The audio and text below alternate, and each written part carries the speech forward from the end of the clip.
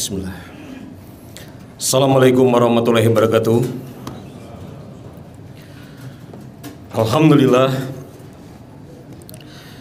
Alhamdulillah hamdan katsiran thayyiban mubarakan fihi kama yuhibbu rabbuna wa yarda. Wa asyhadu an la ilaha illallah wahdahu la syarikalah.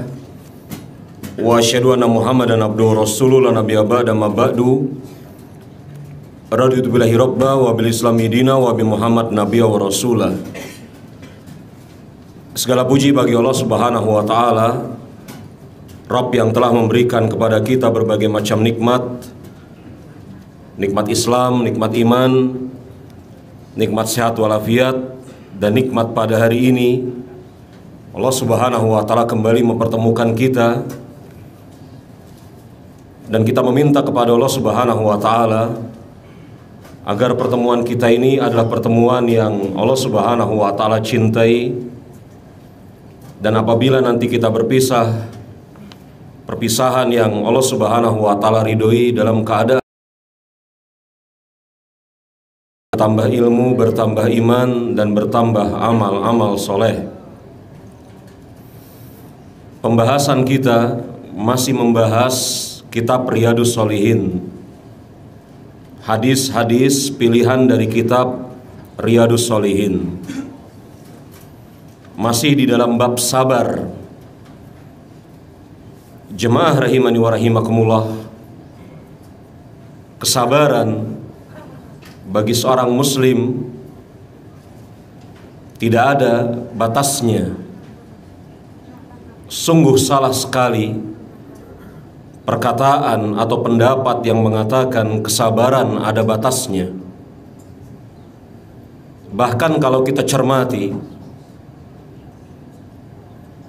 bahwasanya setiap waktu dari hari ke hari, selain seorang muslim seharusnya mengadakan kesabaran di dalam dirinya, pun semestinya dia mempertebal rasa kesabaran pada dirinya. Kalau kita cermati keadaan hari demi hari, perjalanan hidup minimal yang kita jalani, maka keadaan secara kauniyah tidaklah bertambah baik. Secara kauniyah, takdir yang Allah Subhanahu wa taala tetapkan secara kauni tidaklah bertambah baik. Dan ini sebenarnya jemaah rahimani wa rahimakumullah diisyaratkan di dalam banyak hadis. Hadis mutawatir, di mana Nabi kita Nabi Muhammad alaihi salatu wassalam, beliau bersabda dalam hadis yang mutawatir derajatnya, beliau mengatakan yang artinya sebaik-baik masa generasi adalah generasi di mana aku hidup di dalamnya, yakni generasi sahabat. Tsumma lazina yalunahum, kemudian generasi yang setelahnya. Tsumma lazina yalunahum, kemudian generasi yang setelahnya. Perkataan summa yang dalam bahasa kita diartikan kemudian, ini tidak menunjukkan persamaan.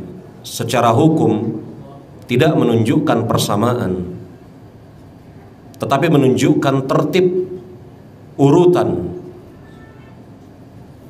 Ketika beliau mengatakan sebaik-baik generasi adalah generasi yang aku hidup di dalamnya, kemudian yang setelahnya, kemudian yang setelahnya, ini menunjukkan kepada kita generasi setelahnya dan generasi setelahnya tidaklah sebaik generasi sebelumnya. Begitulah takdir kauniyah yang Allah Subhanahu wa taala tetapkan atas perjalanan hidup manusia secara umum, kaum muslimin secara khusus.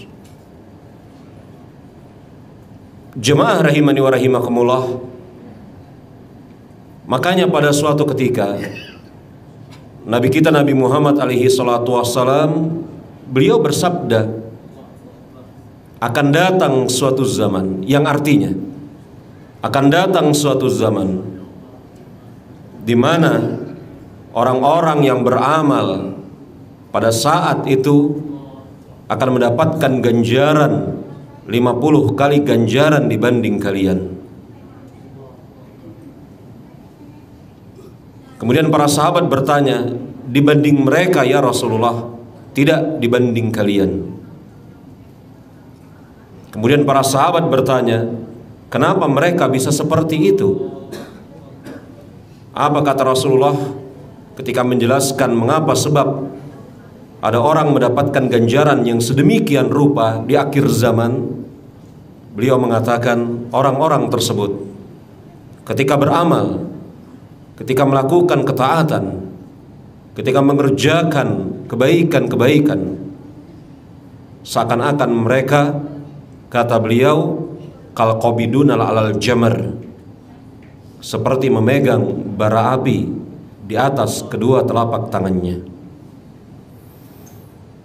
Maka jemaah rahimani wa rahimakumullah, hadis-hadis yang seperti ini menunjukkan kepada kita dua hal yang sangat penting.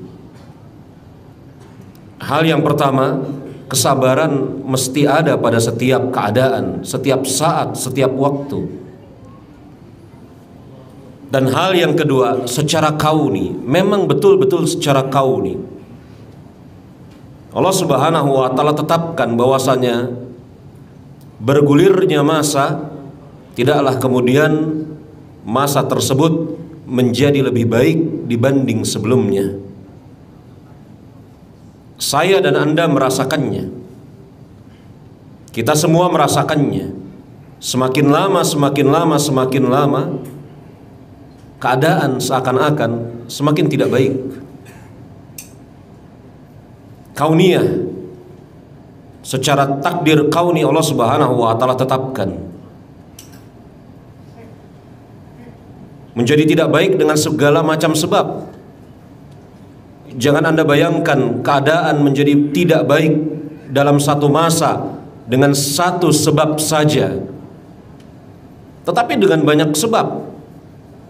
Sebab-sebab kebaikan kaum muslimin, sebab-sebab kebaikan suatu generasi, sebab-sebab kebaikan suatu masa tidak hanya tergantung pada satu dua sebab saja, tetapi banyak sebab. Bukankah kemudian ulama yang betul-betul warasatul anbiya semakin lama semakin sedikit? Apakah ini tidak menunjukkan bahwasanya kebaikan semakin berkurang pada tubuh kaum muslimin? Bukankah kemudian semangat menegakkan amar ma'ruf nahi munkar semakin lama semakin sedikit? Padahal di antara hal yang menyebabkan suatu generasi menjadi baik adalah semangat mengerjakan amar ma'ruf nahi munkar. Maka jangan Anda bayangkan bahwasanya tidak baiknya suatu masa, tidak baiknya suatu generasi hanya terfokus pada satu hal saja. Jemaah rahimani wa rahimakumullah, kalau seperti itu keadaannya, maka benarlah bahwasanya kesabaran tidak ada batasnya. Bahkan seharusnya seorang muslim selain mengadakan kesabaran di setiap waktu hidupnya, dia harus mempertebal kesabaran hari demi hari. Kenapa dia harus mempertebal kesabaran hari demi hari? Karena keadaan semakin tidak baik hari demi hari. Sampai kapan? Tidak ada batasnya. Makanya ketika para sahabat dalam keadaan letih, mereka habis berperang, perang Uhud, kita sama-sama mengetahui bagaimana dan apa yang terjadi pada saat perang Uhud. Allah Subhanahu wa ta'ala pergilirkan kemenangan, yang artinya pada suatu fase pada perang Uhud kaum muslimin terkalahkan dengan sebab kesalahan mereka sendiri. Kemudian Allah Subhanahu wa taala menangkan kaum muslimin. Tetapi kaum muslimin pulang dari perang Uhud membawa keletihan yang amat sangat. Dan Nabi kita Nabi Muhammad alaihi salatu wasallam adalah orang yang betul-betul mengetahui keadaan manusia. Ketika beliau mencermati dan melihat keadaan para sahabat, keletihan yang nampak di raut wajahnya, maka Rasul mengucapkan suatu kalimat yang sungguh sangat luar biasa. Kalimat yang patut dicatat dengan tinta emas. Beliau mengatakan, "Isbiru, bersabarlah kalian. Hatta talqonal haud, sampai kalian bertemu aku di telaga. Bersabarlah kalian sampai kalian bertemu dengan aku di telaga kelak. Bersabar sampai mati."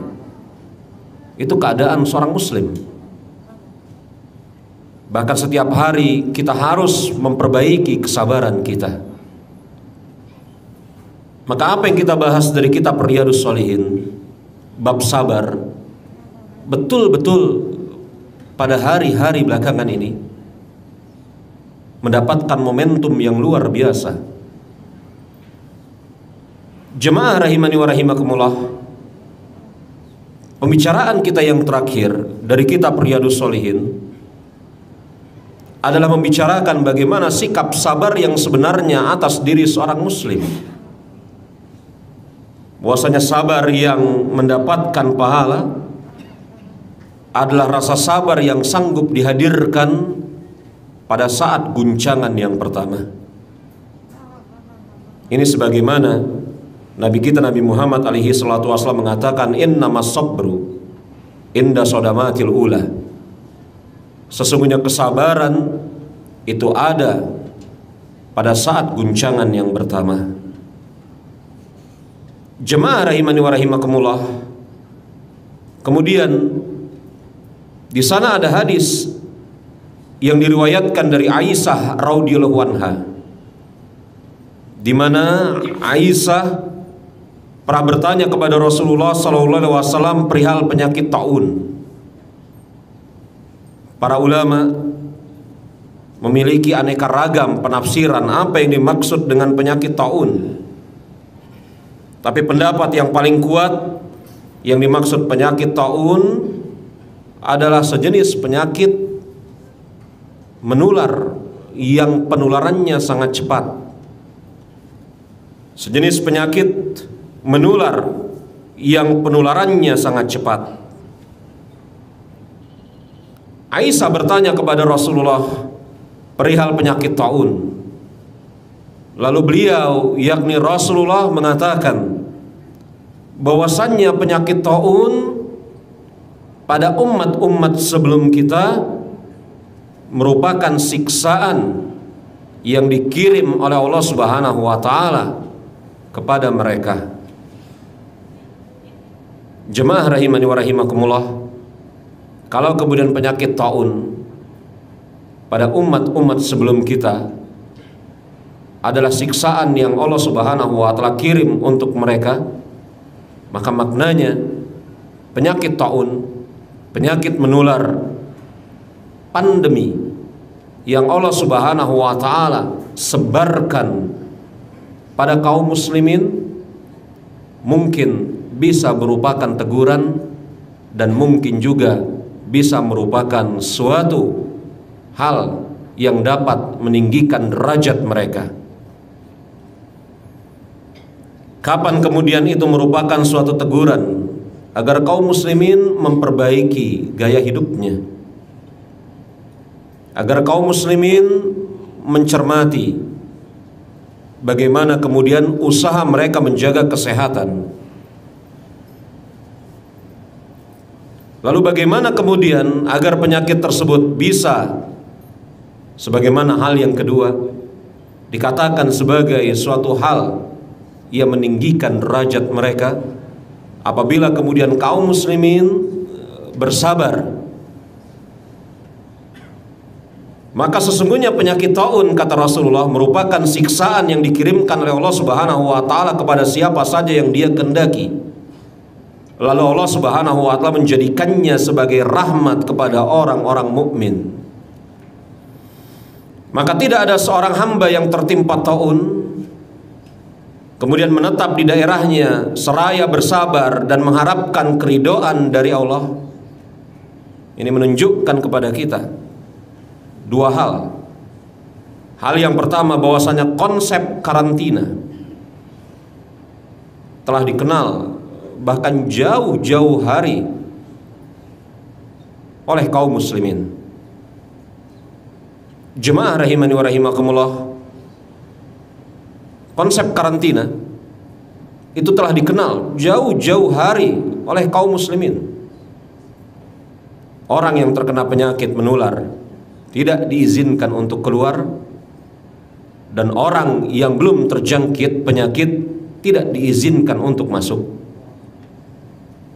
Maka Rasulullah mengatakan, maka tidak ada seorang hamba yang tertimpa taun kemudian menetap di daerahnya, kemudian dia bersabar dan mengharapkan keridhaan dari Allah Subhanahu wa taala, serta mengetahui bahwasanya penyakit tersebut tidak akan menimpanya kecuali telah ditetapkan oleh Allah Subhanahu wa taala kepadanya, melainkan ia akan memperoleh semisal pahala orang yang mati syahid. Ganjaran yang besar ini didapatkan atas seseorang yang terkena penyakit dan kemudian yang pertama dia meyakini bahwasanya penyakit tersebut merupakan qada dan qadar Allah Subhanahu wa taala.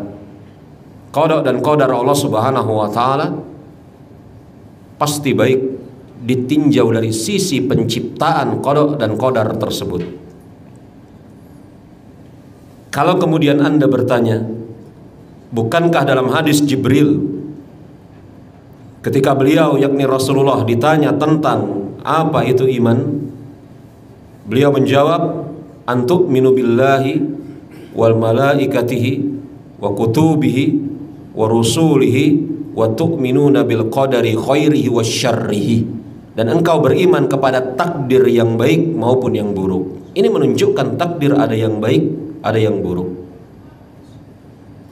Para ulama menjelaskan takdir yang baik maupun yang buruk maksudnya adalah apa yang dirasakan oleh seorang hamba ketika tertimpa takdir tersebut. Adapun takdir yang bersumber dari ciptaan Allah maka seluruhnya baik. Karena dalam riwayat hadis kunut, Nabi kita Nabi Muhammad alaihi salatu wasallam mengajarkan asyarru laisa ilaik, keburukan tidak layak disandarkan kepada dirimu. Dan perbuatan Allah Subhanahu wa taala seluruhnya baik. Ini keyakinan seorang muslim. Maka apa yang Allah Subhanahu wa taala tetapkan kepada seorang hamba ditinjau dari sisi ciptaan Allah baik. Adapun ditinjau dari bagaimana seorang hamba mensikapinya, maka bisa jadi dia mensikapinya secara baik dan bisa jadi dia mensikapinya secara buruk. Dua orang yang tertimpa penyakit yang sama, yang satu mensikapinya secara baik, yang satu mensikapinya secara buruk. Bagaimana cara mensikapi penyakit yang baik?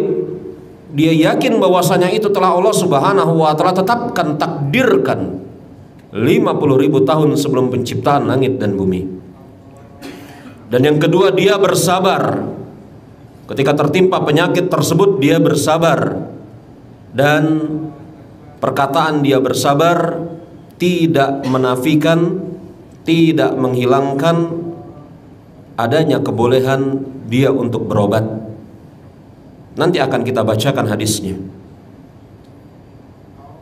Ketika kemudian dia bersabar dan dia yakini hal tersebut merupakan bagian dari ketetapan Allah Subhanahu wa taala, maka niscaya dia akan mendapatkan ganjaran atas itu semua.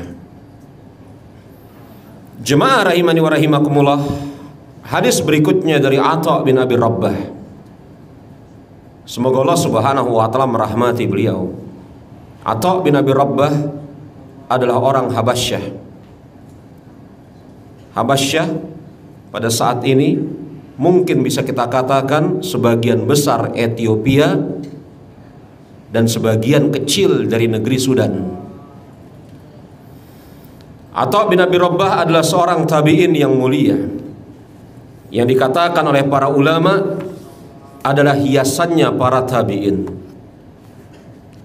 Beliau adalah tabi'in yang mulia, bekas budak hakikatnya, akan tetapi kemudian Allah Subhanahu wa taala muliakan dengan ilmu. Maka jadilah Atha bin Abi Rabbah seseorang yang berfatwa di salah satu sudut dari sudut-sudut Ka'bah. Pada musim haji, sebagaimana kebiasaan kaum muslimin, maka mereka bergegas pergi dengan satu tujuan, ke rumah Allah Subhanahu wa taala, Masjidil Haram, Baitul Atiq. Tidak terkecuali seorang khalifah yang bernama Abdul Malik bin Marwan. Abdul Malik bin Marwan dia berangkat membawa seluruh anggota keluarganya sampai ke Masjidil Haram. Abdul Malik bin Marwan kemudian memiliki beberapa pertanyaan yang dia memerlukan jawaban terkait dengan manasik haji. Maka Abdul Malik bin Marwan bertanya kepada penduduk Mekah, siapa di antara penduduk Mekah ini yang paling layak untuk dimintakan fatwanya? Maka penduduk Mekah mereka mengatakan, kalau ada kesulitan di dalam diri kami dalam perkara-perkara agama, maka kami akan datang kepada Atha bin Abi Rabbah. Kata Abdul Malik bin Marwan, di mana Atha bin Abi Rabbah duduk? Kemudian ditunjukkan oleh penduduk Mekah, di sana wahai khalifah, tidaklah engkau melihat ada antrian manusia yang sedang mengantri untuk bertanya kepadanya. Maka kemudian pengawal Abdul Malik bin Marwan bergegas untuk kemudian memotong jalur antrian. Maka Abdul Malik bin Marwan katakan, tidak seperti ini seharusnya dilakukan oleh seorang muslim, apalagi di rumah Allah Subhanahu wa taala. Ketika kaum muslimin mengantri, maka biarkan aku juga ikut mengantri. Di mana pemimpin yang seperti ini jemaah pada hari ini? Di mana pemimpin yang seperti ini, yang ikut mengantri? Maka kemudian antrian semakin lama semakin maju ke depan. Maka sampailah Abdul Malik bin Marwan, antriannya panjang mengular. Abdul Malik bin Marwan tidak mengetahui orang di depan itu wajahnya seperti apa. Dia belum pernah bertemu dengan Atha bin Abi Rabbah. Antrian semakin lama semakin maju ke depan, hingga kemudian jelaslah di sisi Abdul Malik bin Marwan yang namanya Atha bin Abi Rabbah adalah, maaf, seorang budak hitam, kurus tinggi, rambutnya ciri khas orang-orang Afrika. Begitu ya, apa, kriel-kriel, sedang memakai kain ihram, dalam keadaan betis tersingkap, kurus, Atha bin Abi Rabbah. Kemudian Abdul Malik bin Marwan berhadapan dengan Atha bin Abi Rabbah dan bertanya beberapa perkara manasik haji. Dijawab oleh Atha bin Abi Rabbah. Kemudian Abdul Malik bin Marwan mengucapkan terima kasih. Setelah itu Abdul Malik bin Marwan berkata kepada anaknya, hei anak, belajarlah engkau ilmu agama Allah Subhanahu wa taala, karena sungguh sampai mati bapakmu ini tidak akan mungkin lupa betapa hinanya dia di hadapan Atha bin Abi Rabbah. Ini yang ngomong khalifah, berwasiat kepada anaknya, hei anak, belajarlah engkau ilmu agama, karena sampai mati bapakmu ini yang khalifah itu nggak bakalan lupa betapa hinanya dia di hadapan Atha bin Abi Rabbah. Sebagaimana kebiasaan khalifah, orang-orang kaya biasa setelah itu ingin ngasih hadiah berupa aneka ragam hadiah, diantaranya uang. Tapi mungkin harga dirinya menghalangi untuk menawarkannya secara langsung. Apa yang dilakukan oleh Abdul Malik bin Marwan? Dia mengutus utusan. Dia katakan kepada utusannya, pergi ke Atha bin Abi Rabbah, tanya kepada dia apa yang dia mau, atas balasan jasa menjawab pertanyaan-pertanyaan khalifah. Maka pergilah, yakni siapa? Pengawal ini sampai di hadapan Atha bin Abi Rabbah, bertanya kepada Atha bin Abi Rabbah, saya utusan khalifah yang tadi pertanyaannya telah engkau jawab. Maka dia menyampaikan amanat kepada saya untuk bertanya, apa keperluanmu?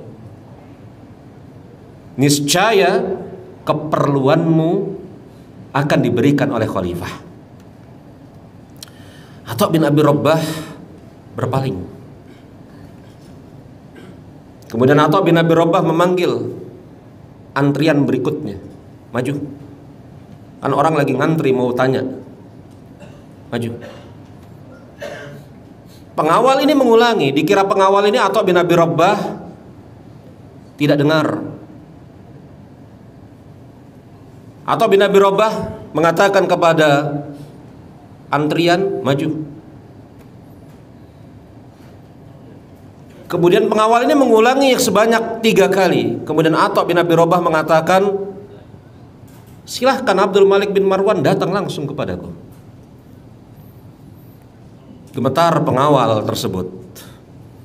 Alamat buruk misinya tidak berhasil, bahkan diperintah untuk mendatangkan tuannya. Bayangkan coba.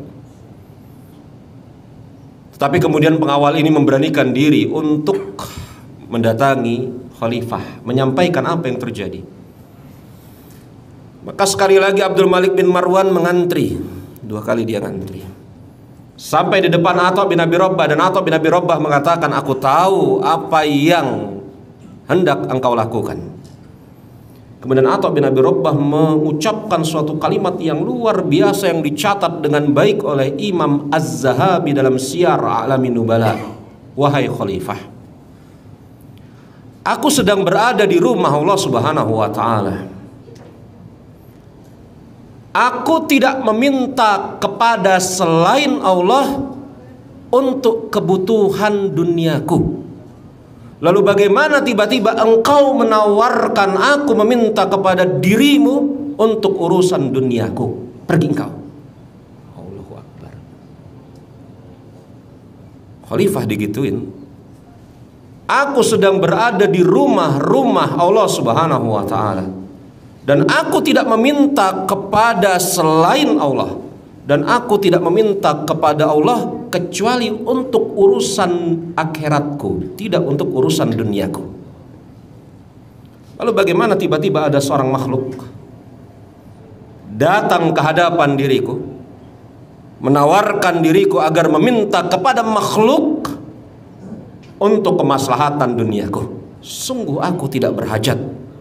Pergi engkau, bawa harta-hartamu. Maka betul-betul hancur Khalifah Abdul Malik bin Marwan.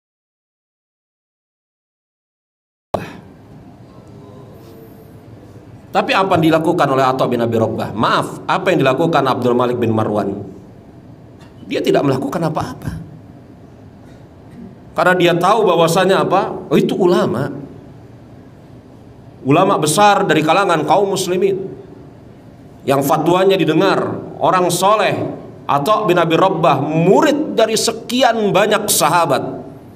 Di antara sahabat yang menjadi gurunya adalah Ali bin Abi Thalib radhiyallahu anhu. Jemaah rahimani wa rahimakumullah, Atha bin Abi Rabbah, semoga Allah Subhanahu wa taala meridhai beliau, adalah salah seorang di antara murid kesayangannya Abdullah bin Abbas. Dia meriwayatkan hadis dari sahabat Abdullah bin Abbas radhiyallahu anhuma. Yakni apa? Ibnu Abbas pada suatu saat bersama para sahabat, yang pada saat itu juga ada Rasulullah. Kemudian Ibnu Abbas mengkisahkan apa yang terjadi sekitar 20-30 tahun yang lalu. Kemudian Ibnu Abbas mengatakan di hadapan para tabi'in, di situ ada Atha bin Abi Rabbah, ala urika imra'atan min ahlil jannah, maukah kalian wahai murid-muridku, aku kabarkan kepada kalian seorang perempuan yang termaksud penduduk surga. Maka bergetar hati para tabi'in. Bagaimana tidak jemaah? Bagi orang-orang yang beriman, yang cita-citanya adalah surga, maka mengetahui bahwasanya ada di antara mereka penduduk surga yang masih berjalan di muka bumi, itu betul-betul menggetarkan hati. Bagi orang-orang yang beriman, yang cita-citanya surga, mengetahui bahwasanya ada di antara mereka penduduk surga yang masih hidup, berjalan di muka bumi, makan bersama mereka, minum bersama mereka, tidur bersama mereka, buang hajat juga seperti mereka, itu betul-betul menggetarkan hati. Ibnu Abbas tiba-tiba mengatakan, maukah kalian aku beritahukan seorang penduduk surga dari kalangan wanita? Maka serempak kemudian para tabi'in yang hadir pada saat itu mengatakan, bala, mau, wahai Abdullah bin Abbas. Kemudian Abdullah bin Abbas radhiyallahu anhuma menunjuk, itu dia perempuan hitam tersebut yang sedang berjalan. Dia adalah salah seorang di antara penduduk surga. Jemaah rahimani wa rahimakumullah, dari ucapan Ibnu Abbas ini kita bisa mengambil satu faidah yang sangat penting, menyebutkan sifat seseorang yang bisa jadi sifat itu adalah sifat yang tidak dia sukai semata-mata untuk proses identifikasi, maka itu tidak mengapa. Pada umumnya manusia tidak disukai, pada umumnya manusia tidak suka dikatakan berkulit hitam, padahal kenyataannya memang hitam kulitnya ya. Tapi kebanyakan manusia gak suka kalau dikatakan dasar hitam, padahal memang hitam kulitnya. Ya, gak suka. Nah, wanita ini memang betul-betul wanita berkulit hitam. Ibnu Abbas ketika menyebutkan itu wanita yang sedang berjalan itu adalah wanita yang berkulit hitam, dia termaksud penduduk surga. Ini Ibnu Abbas bukan dalam rangka hendak mencemooh wanita tersebut, tetapi ini hanya semata-mata proses identifikasi.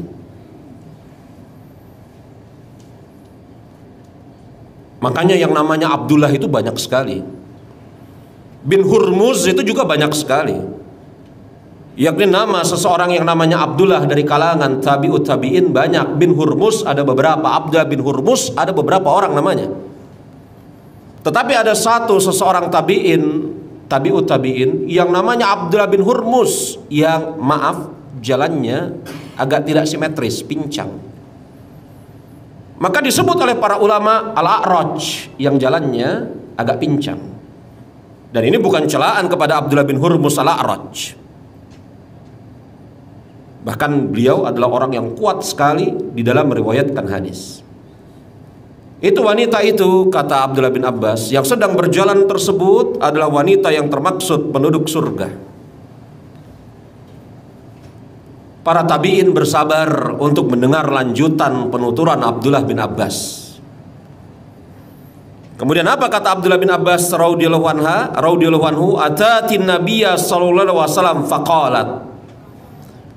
Pada waktu yang lampau, wanita tersebut pernah mendatangi Rasulullah sambil mengatakan, ya Rasulullah, inni usra'u, wahai Rasulullah, saya terkena penyakit.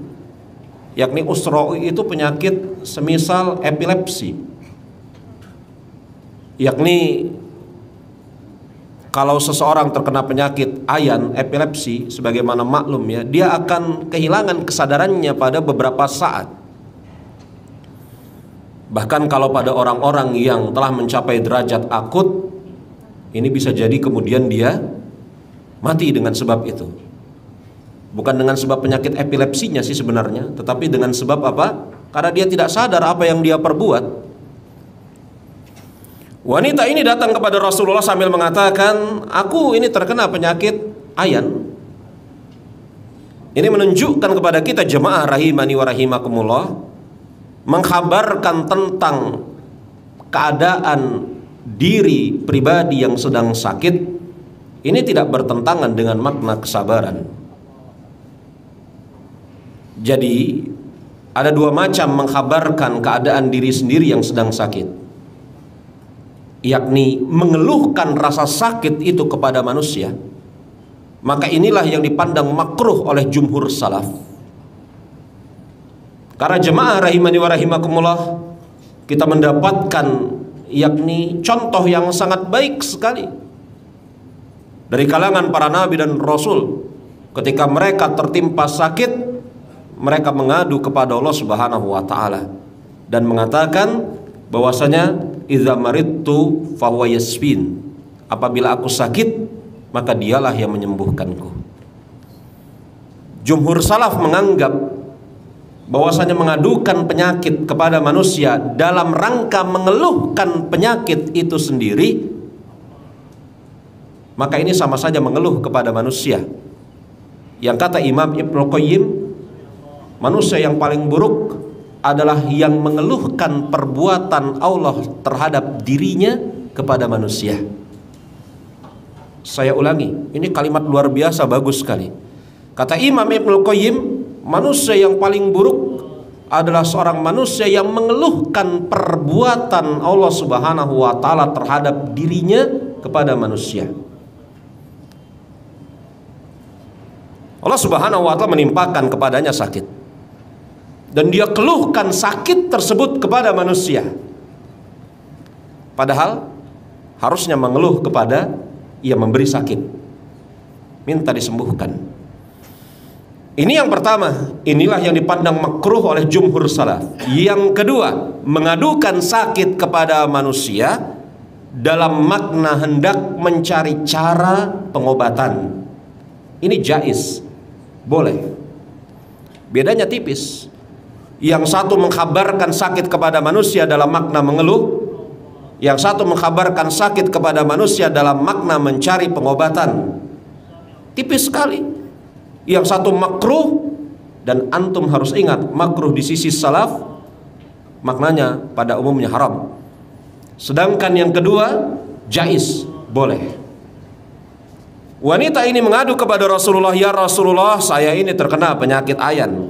Wa ini atakasyafu, apabila aku terkena penyakit ayan, sebagaimana maklum kesadaran tidak mampu aku pegang, tersingkap itu pakaian-pakaianku, betisku kelihatan, tanganku kelihatan, auratku nampak.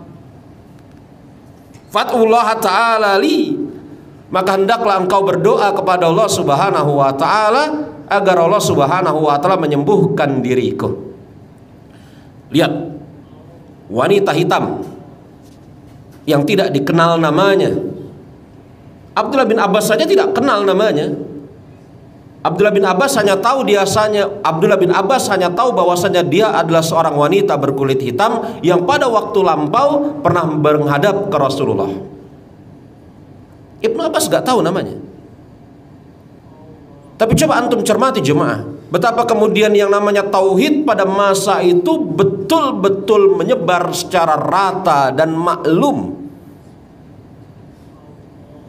Wanita yang berkulit hitam ini, kalau kemudian yang mengucapkan kalimat ini Aisyah, Hafsah, istri-istri Rasulullah, sahabat-sahabat perempuan, maklum. Tetapi yang mengucapkan kalimat ini adalah seorang wanita yang majhulah, yang tidak dikenal siapa namanya.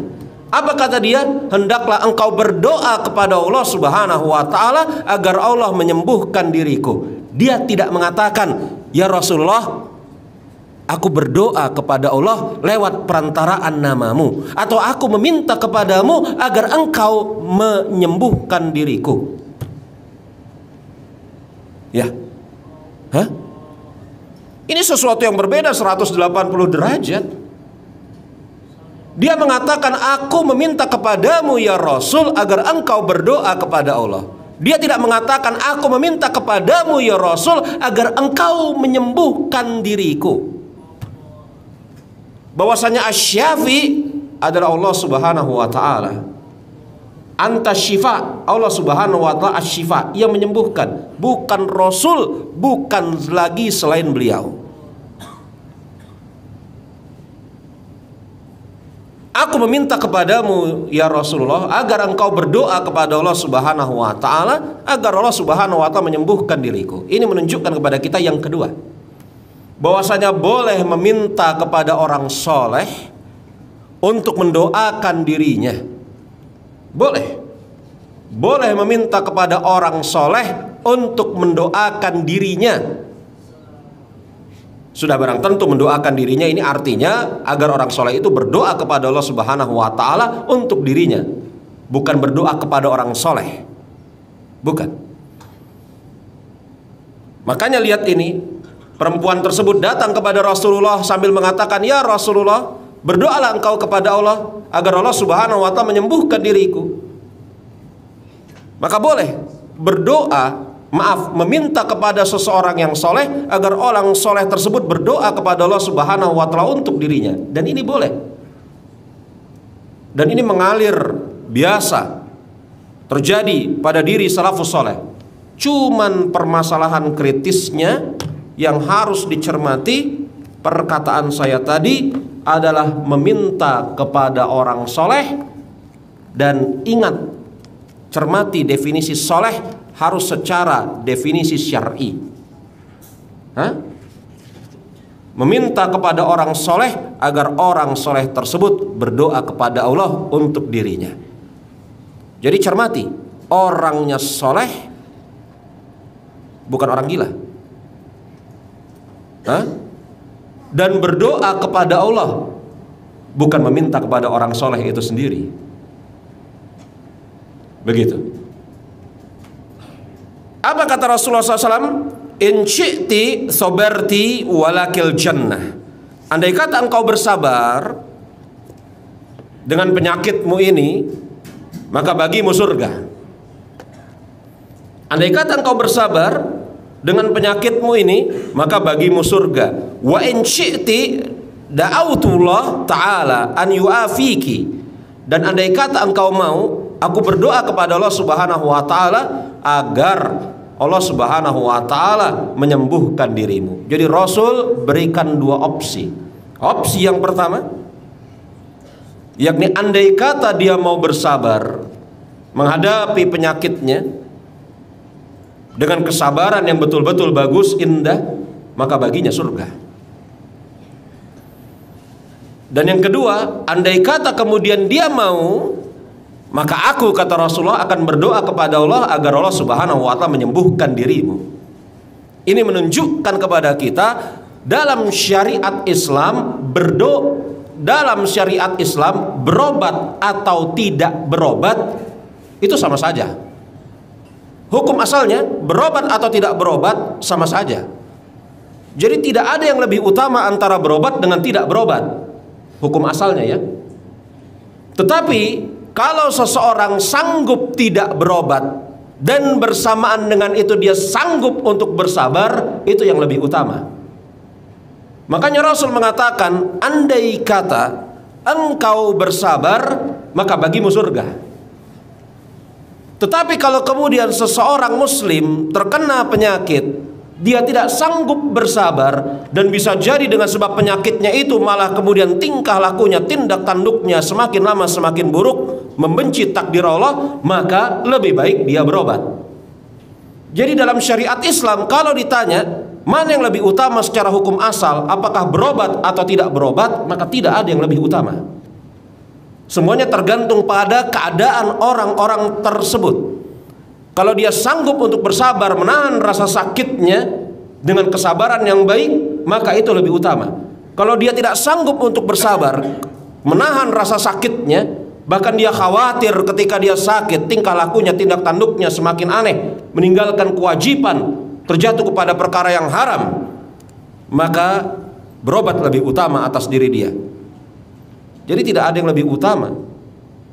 Maka salah pendapat yang mengatakan berobat lebih utama, sebagaimana juga salah pendapat yang mengatakan tidak berobat lebih utama. Maka berobat atau tidak berobat sama saja, tergantung keadaan masing-masing kita. Dan insya Allah kita mengetahui kita berada di titik yang mana. Kalau kemudian kita, saya ataupun Anda baru sakit pusing sedikit, sudah ogah-ogahan pergi ke masjid, maka jangan coba-coba untuk tidak berobat. Baru pusing sedikit, udah malas pergi ke masjid. Baru kemudian apa? Sakit, kembung sedikit perutnya ya, sudah membuat 1001 alasan untuk tidak puasa Ramadan, maka jangan coba-coba untuk tidak berobat. Ini bisa menjatuhkan seseorang yang tidak berobat kepada kebinasaan. Rasul mengatakan, andai kata engkau mau bersabar, maka bagimu surga. Andai kata engkau mau, maka aku akan berdoa kepada Allah Subhanahu wa taala agar Allah Subhanahu wa taala menyembuhkan dirimu. Lihat bagaimana Rasulullah, Nabi kita, menetapkan tauhid, bahwasanya doa hanya kepada Allah Subhanahu wa taala dan yang menyembuhkan adalah Allah Subhanahu wa taala. Rasul tidak kemudian jadikan satupun seorang muslim sahabat bergantung kepada dirinya. Doa beliau itu hanya sebab. Adapun kesembuhan Allah Subhanahu wa taala, Allah menyembuhkanmu. Apa kata perempuan ini? Perempuan ini setelah kemudian merenung, dia mencermati keadaannya, maka dia mengatakan, faqalat inni, beliau mengatakan, asbiru, kalau begitu ya Rasulullah, saya memilih untuk bersabar. Yakni dia memilih untuk bersabar, tidak berobat. Kembali lagi kepada pembicaraan kita, andai kata memilih bersabar tidak berobat tercela, maka mustahil Rasul biarkan. Iya kan? Mustahil Rasul biarkan. Perempuan ini mengatakan, saya memilih bersabar ya Rasulullah.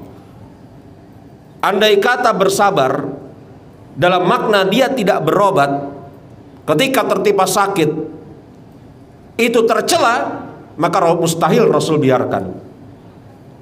Mustahil Rasul kemudian berikan opsi pilihan berobat atau tidak berobat dengan kondisi-kondisi titik-titik tertentu. Tapi perempuan ini kemudian mengatakan, aku pilih untuk bersabar ya Rasulullah. Setelah itu dia lanjutkan ucapannya, akan tetapi ini akasyafu, tetap saja andai kata kemudian aku sakit, walaupun aku mampu untuk bersabar, auratku akan tampak. Maka aku meminta kepadamu ya Rasulullah agar engkau berdoa kepada Allah Subhanahu wa taala, andai kata aku sedang tertimpa penyakit tersebut, ayan, maka Allah Subhanahu wa taala jaga agar jangan sampai tampak auratku. Maka apa yang dilakukan oleh Rasulullah? Rasul berdoa kepada Allah Subhanahu wa taala agar Allah Subhanahu wa taala menjaga agar wanita tersebut ketika tertimpa sakit auratnya tidak tampak. Hadis sahih riwayat Imam Bukhari dan Imam Muslim. Ini menunjukkan kepada kita jemaah rahimani wa rahimakumullah betapa tingginya rasa malu wanita-wanita dari kalangan sahabat. Padahal kalau secara kaidah seseorang yang sakit dan kehilangan kesadaran seperti sedang tertimpa ayan, dan bersamaan dengan itu auratnya nampak, dia tidak berdosa. Dia tidak berdosa. Adapun orang lain yang melihatnya dalam kesempatan pertama tidak mengapa, tapi kalau melihatnya terus-terus berdosa. Adapun orang lain yang melihat auratnya gitu ya, maka harus bersegera untuk menutupinya. Kadang-kadang maaf ya, kita lihat di pinggir jalan ada orang yang tidak berpakaian, betul? Laki-laki ataupun perempuan. Ini berlaku nasihat ini untuk saya pribadi, Anda semua, dan perempuan-perempuan yang di balik sana. Kadang-kadang kita lihat ada laki-laki atau perempuan yang tidak berpakaian telanjang, terlihat sepintas, maka sesegera mungkin kita palingkan wajah kita.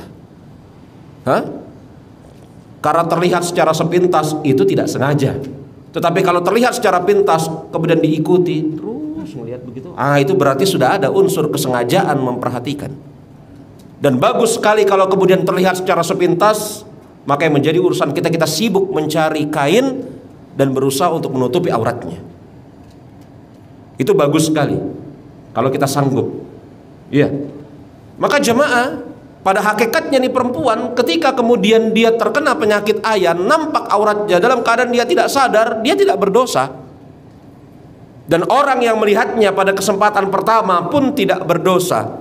Tapi orang yang melihatnya pada kesempatan kedua dan seterusnya, itulah yang berdosa karena sudah ada unsur kesengajaan. Adapun orang-orang yang melihat pada kesempatan kedua dan seterusnya, maka seharusnya kemudian berusaha untuk menutupi auratnya. Tapi yang ingin saya sampaikan kepada kita semua, lihat betapa tinggi rasa malunya wanita dari kalangan sahabiyah ini dalam keadaan seperti itu, dalam keadaan uzur yang semisal itu. Dia tidak mau kemudian nampak auratnya. Aisyah sebagai penutup, Aisyah binti Abu Bakar As-Siddiq radhiyallahu anha, rumah Rasul kecil. Maklum, bagi anda yang pernah haji, pernah umroh, tahulah ukuran rumah Rasul seperti itu. Rumah Rasul kecil. Maka setelah Rasul wafat, Aisyah masih sholat di dalam rumahnya, di dalam gurfahnya, kamarnya. Setelah Abu Bakar wafat, Aisyah masih kemudian sholat di gurfahnya, di kamarnya. Setelah Umar bin Khattab wafat, yang kita maklum Abu Bakar, Umar, Utsman, Rasulullah, Abu Bakar dan Umar dimakamkan di tempat yang berdekatan. Ketika Umar bin Khattab wafat, maka Aisyah keluar dari rumahnya, sholat di luar rumahnya. Kalau tidak di Raudhah, kalau tidak di Masjid Nabawi, kalau tidak, ya entah di mana, tidak di rumahnya, karena rumahnya kecil. Kemudian perbuatan Aisyah binti Abu Bakar ini dilihat oleh tabi'in, sahabat-sahabat yang lain. Hei Ummul Mukminin, bukankah engkau tahu tempat terbaik bagi wanita sholat adalah di rumahnya? Kok engkau keluar ke Raudhah? Kenapa nggak di rumah aja? Apa kata Aisyah? Ketika Rasul wafat, aku sholat di rumahku, karena dia adalah suamiku. Ketika kemudian Abu Bakar wafat, aku sholat di rumahku, karena dia suamiku, aku lepas jilbab. Adapun ketika Umar wafat, maka Umar bukan siapa-siapa, aku tidak kuasa melepas jilbab di dalam rumahku. Padahal Umar mati ya. Sudah mati Umar? Sudah mati. Tapi Aisyah tidak kuasa melepas jilbabnya di dalam rumahnya. Padahal Umar bin Khattab wafat. Umar bin Khattab wafat tidak melihat. Tetapi betapa tingginya rasa malu para sahabat wanita, bahkan sampai kemudian melepas jilbab di hadapan orang buta semisal Abdullah bin Ummi Maktum. Ya Rasulullah, Ibnu Ummi Maktum itu buta betulan enggak? Hafsah pernah bertanya begitu kepada Rasulullah. Ya Rasulullah, Hafsah binti Umar bin Khattab, Abdullah bin Ummi Maktum itu buta gak? Buta, betul? Betul ya Hafsah. Betul ya Rasul, betul buta, betul. Baru dia buka jilbab. Lihat jemaah rahimani wa rahimakumullah, betapa kemudian kesabaran sangat penting bagi seorang hamba dalam penyakit, dalam keadaan, dalam segala macam situasi. Allahu a'lam bishawab. Kayaknya lewat ini ya, 12 lewat. Mungkin ada yang mau ditanyakan, nggak apa-apa. Mungkin satu pertanyaan. Ada yang mau ditanyakan?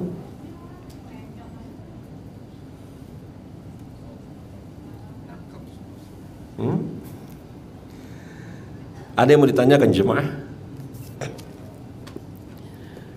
Kalau tidak ada yang mau ditanyakan, kita cukupkan sampai di sini. Atau mungkin nanti ada yang mau ditanyakan, silahkan langsung ke saya setelah kita mengerjakan sholat ba'diyah zuhur. Insyaallah ta'ala kita tutup dengan mengucapkan subhanakallahumma wa bihamdika asyhadu an la ilaha illa anta astaghfiruka wa atubu ilaik. Wa akhiru da'wana alhamdulillahirabbil alamin. Assalamualaikum warahmatullahi wabarakatuh.